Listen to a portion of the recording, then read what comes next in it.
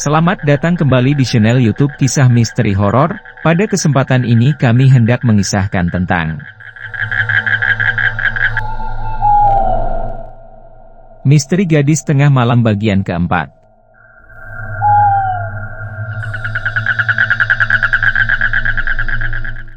Seperti biasa, sebelum pemirsa channel YouTube Kisah Misteri Horor menyimak kisah ini, silahkan siapkan cemilan dan dalam keadaan santai.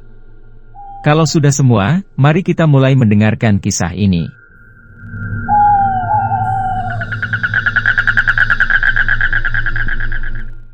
Tetapi, Hamsat yang sejak tadi menyimak pembicaraan dan pendapat dari mereka, kali ini bagai ada sesuatu yang menusuk punggungnya, hingga ia menegakkan badan.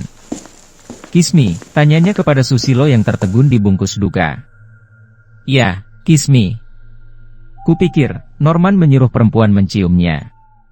Tetapi, setelah kupikir-pikir, ternyata dia tidak menyuruh perempuan menciumnya, melainkan menyebutkan nama perempuan itu."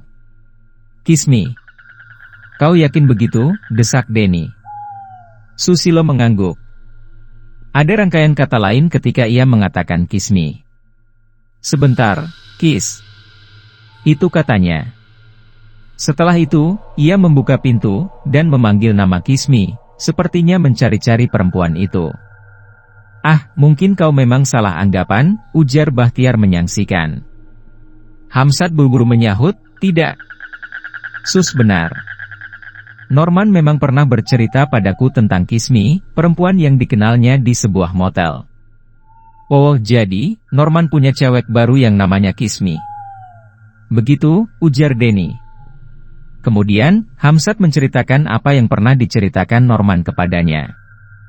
Ketika itu, mencuatlah praduga baru dari mulut Bahtiar. Kalau begitu, dia punya problem dengan Kismi, sehingga ia nekat bunuh diri. Sejenak suasana menjadi hening, karena masing-masing menekuni analisa dalam benaknya.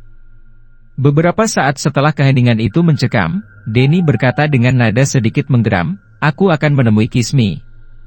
Aku merasa ditantang untuk mengejar misteri kematian Norman, karena teman kita yang malang itu sempat melukaiku dan menikam dirinya sendiri di depanku, di depan kau, dan kau juga Yopi," seraya Denny menuding Susilo dan Yopi.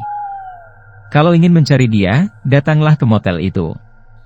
Kurasa bagian front office pasti mengenal nama Kismi," ujar Hamsat. "Hostes itu menurut Norman termasuk hostes eksklusif, yang mungkin biaya pemakaian semalam sama besarnya dengan uang semestermu." Denny merasa berhutang budi kepada Norman, karena dulu ketika ia sakit, membutuhkan sumbangan darah, Normanlah yang mendonorkan darahnya secara sukarela. Dan, kali ini, Denny ingin melacak penyebab kematian Norman yang menurutnya punya keganjilan semu. Denny yakin, pasti ada tabir misteri di balik kematian Norman. Barangkali juga ada hubungannya dengan perempuan malam yang bernama Kismi. Atau setidaknya Denny bisa memperoleh informasi dari Kismi tentang benar dan tidaknya pada malam itu Kismi datang ke pondokan mereka. Uang bukan masalah bagi Denny, karena ia memang berlimpah uang. Ayahnya direktur sebuah bank ternama di ibu kota, dan Denny sendiri punya simpanan di beberapa bank. Sebenarnya, ia bisa hidup dari uang simpanannya itu. Tak perlu kuliah, ia sudah bisa memperoleh pekerjaan. Tetapi, ayahnya punya gengsi tinggi, sehingga anaknya dipaksa harus memperoleh gelar sarjana penuh yang kelak akan dikirim ke Amerika untuk memperdalam studi bidangnya. Kalau saja Denny mau, tahun-tahun kemarin ia sudah kuliah di Amerika. Tapi, Denny belum punya niat untuk ke sana, karena ia merasa malu jika ke Amerika hanya modal ijazah SMA saja. Ia harus punya modal khusus sebelum ia meraih gelar doktoral di Amerika. Denny datang ke motel itu bersama Hamsat, sebab Hamsat punya dendam tersendiri atas kematian Norman, sebagai teman dekatnya yang sudah dianggap saudara sendiri. Mereka berdua berlagak menjadi tamu yang ingin menyewa 2 tempat di motel itu. "Hanya tinggal 1 kamar, Bung," kata bagian front office kepada Denny. "Maklum, malam minggu begini, biasanya harus booking dulu sehari atau 2 hari sebelumnya." Denny memandang Hamsat, seakan meminta pertimbangan. Lalu, Hamsat berkata kepada petugas tersebut, tinggal satu, tapi yang sebelah mana, Bung? Agak jauh dari pantai. Ini, di kamar Melati. Petugas itu menunjuk pada denah dalam brosur. Bagaimana dengan kamar sampingnya? Motel Seruni ini? Sejenak tak ada jawaban dari petugas tersebut. Denny menimpali pembicaraan itu, apakah motel Seruni juga sudah di-booking orang? Belum. Tapi, petugas front office sedikit ragu. Tapi, karena Denny memandangnya dengan kerutan dahi pertanda merasa aneh, maka petugas itu pun melanjutkan kata-katanya, kamar itu jarang ada yang mau memakainya. Kenapa? Desak Hamsat. Tempatnya kurang nyaman. AC-nya sering macet, dan saluran airnya kadang tersumbat. Belakangan ini memang tidak kami tawarkan kepada tamu, sebab kami belum sempat membetulkan beberapa kerusakannya. Tapi, kalau Bung mau, bisa saja. Di sana juga ada kipas angin, kalau AC tidak berfungsi.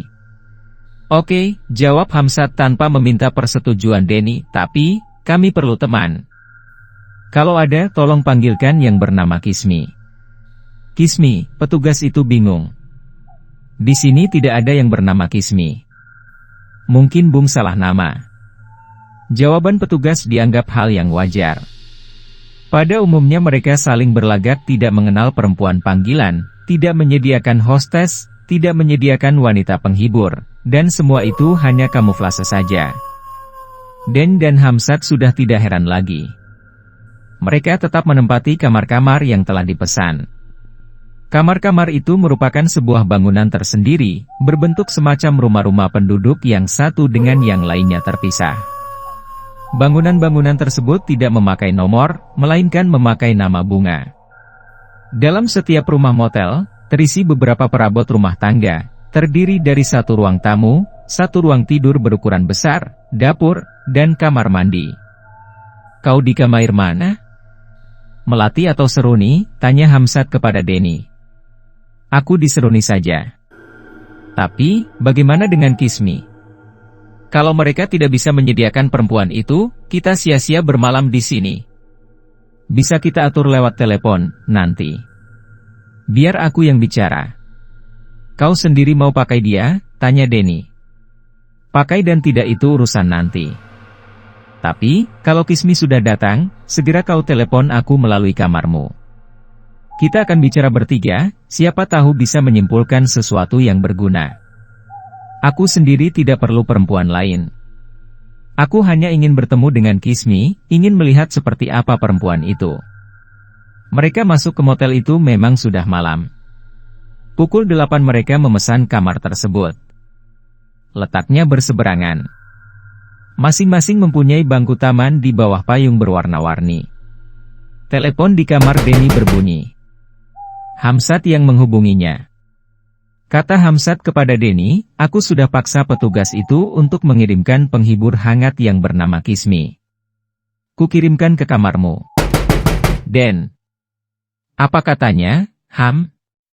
Ya. Mereka mau usahakan. Tapi, mulanya mereka ngotot dan tetap tidak mengaku mempunyai anak buah yang bernama Kismi. Lalu, kubujuk mereka, kucoba untuk mencarinya, dan akhirnya mereka suruh kita menunggu, hahaha, Hamsat tertawa. Agaknya Kismi perempuan yang cukup eksklusif, kata Denny dalam tersenyum. Mungkin tidak semua orang bisa menemui Kismi, Ham. Kurasa tarifnya jauh di atas yang lain. Itu kan bisa diatur, kata Hamsat dalam nada kelakar. Suara debur ombak terdengar, karena memang motel itu dibangun di kawasan pantai. Ada kalanya hembusan angin kian bergemuruh, seakan menyatu dengan deru ombak memecah karang. Di dalam kamarnya, Denny mulai gelisah. Sudah pukul 11 malam, tak ada perempuan yang datang. Hamsat sempat mendatangi kamar Denny, karena berulang kali ia menelepon Denny dan menanyakan perempuan pesanannya, Denny selalu menjawab, belum datang. Mungkin karena rasa penasaran yang menggelitik, maka Hamsat pun datang ke kamar Denny itu.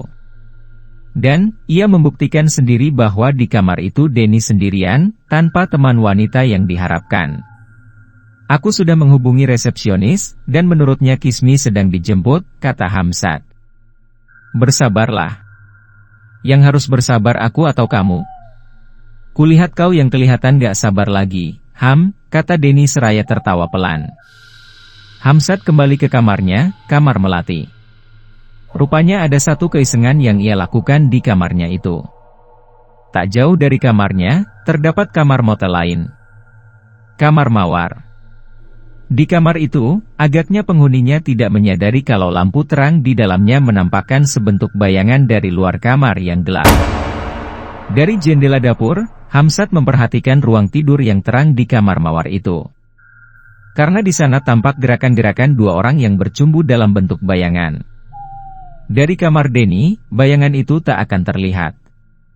Tapi, dari kamar Hamsat bayangan dua makhluk bercumbu di atas ranjang itu terlihat jelas. Denny sendiri asyik menikmati acara TV Malaysia yang menyajikan film kesukaannya. Ia tidak begitu menghiraukan apakah wanita pesanan itu akan hadir atau tidak. Ia juga tidak bertanya-tanya dalam hati, mengapa sampai larut malam perempuan itu belum muncul? Yang ada dalam pikiran Denny saat itu adalah rangkaian cerita film detektif yang menjadi kegemarannya. Pukul 12 malam lewat 2 menit, tiba-tiba TV menjadi buram. Seolah-olah salurannya terputus. Layar TV menampakkan bintik-bintik seperti semut sedang kenduri. Saat itu, barulah Denny menyadari tujuan semula. Ia melirik arlojinya dan mendesah. TV dimatikan, ia berbaring sambil mulai menerawang pada masa-masa kematian Norman. Para pecinta dan para subscriber YouTube kisah misteri horor, tentu penasaran dengan kelanjutan kisah ini bukan?